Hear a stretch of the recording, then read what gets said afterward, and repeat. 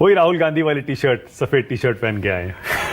राहुल जी भी ऐसी पहनते हैं जी। राहुल जी ने एक मूवमेंट शुरू किया है पूरे देश में, जिसका नाम रखा है वाइट टी शर्ट मूवमेंट।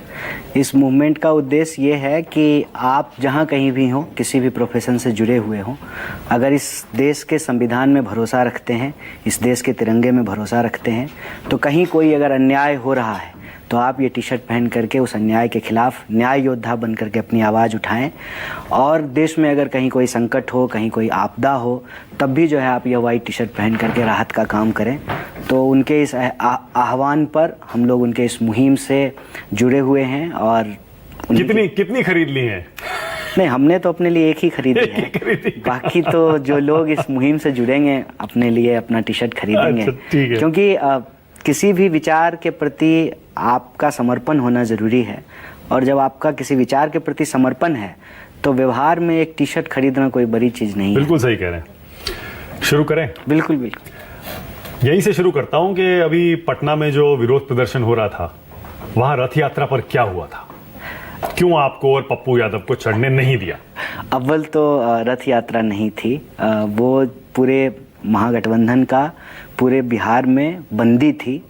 और उस दिन अलग अलग जगह पे, अलग अलग ज़िलों में, पटना में भी लोग सड़कों पर उतरे थे।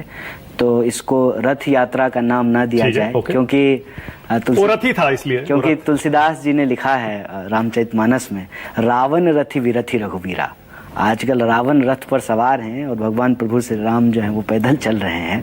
पर उसका नाम रथ था ना, वो गाड़ी जो थी उसे रथी कहा जा रहा था। रथ नहीं थी, एक ट्रक था। ट्रक था और उस पे जो है जिस वजह से बंद की गई थी, और सारी पॉलिटिकल पार्टी के जो लीडर हैं वो थे, और हजारों लोग जो है पैदल चल रहे थे। तो कोई ऐसा कार्यक्रम नहीं था कि ये स्टेज है, मंच है और उस पे स्पीकर हैं, और ऐसा कोई कार्यक्रम नहीं था।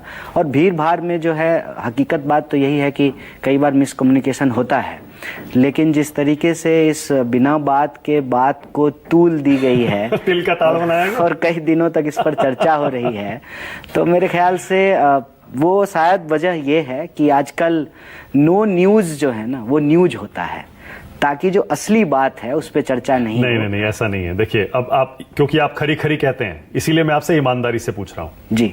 बहुत सारे लोगों ने उसके खबर के, उस वीडियो के पीछे क्या था उस पर भी बहुत बात की है, और सबका यह मानना है कि क्योंकि वो बिहार में हो रहा था, तो बड़े भाई की भूमिका में तेजस्वी यादव थे, आरजेडी थी, वो उनका प्रबंधन था सारा ज्यादातर।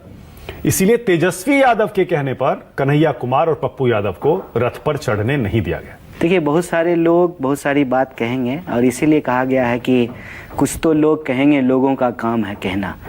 लेकिन ये कहने सुनने वाली बात नहीं है।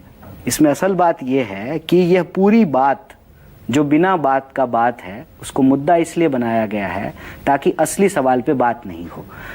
अगर यह प्रचारित नहीं किया जाता, दुष्प्रचारित नहीं किया जाता, तो आज आपका इस इंटरव्यू का पहला सवाल ये नहीं होता कि ट्रक पे कौन चढ़ा और कौन नहीं चढ़ा। आपका सवाल क्या होता कि बंदी किस मुद्दे पे थी, कौन कौन पॉलिटिकल पार्टी इसमें शामिल हुई, वो तो बंदी कितना सफल वो था। तो मैंने डेली कवर किया है, डिबेट में भी किया, चैनल पे भी किया, सोशल मीडिया पे तो भी। एक बात बताइए, ट्रक पे चढ़ना उतरना मुद्दा है कि बंदी जिस मुद्दे पे थी वो सबसे बड़ा? वो तो कवर हो चुका। SIR सबसे बड़ा मुद्दा है। SIR भी खूब डेली कवर हो रहा है, डेली कवर हो रहा मुद्दा है। तो मैं यही कहता हूँ ना, ये जो मसाला, TRP, ठीक है, बिना बात का जो है बात, ये कयास, ये जो है उम्मीद, ये सब TRP का। ठीक है, देखिए अब मैं इसको दूसरी तरह से पूछता हूँ जी।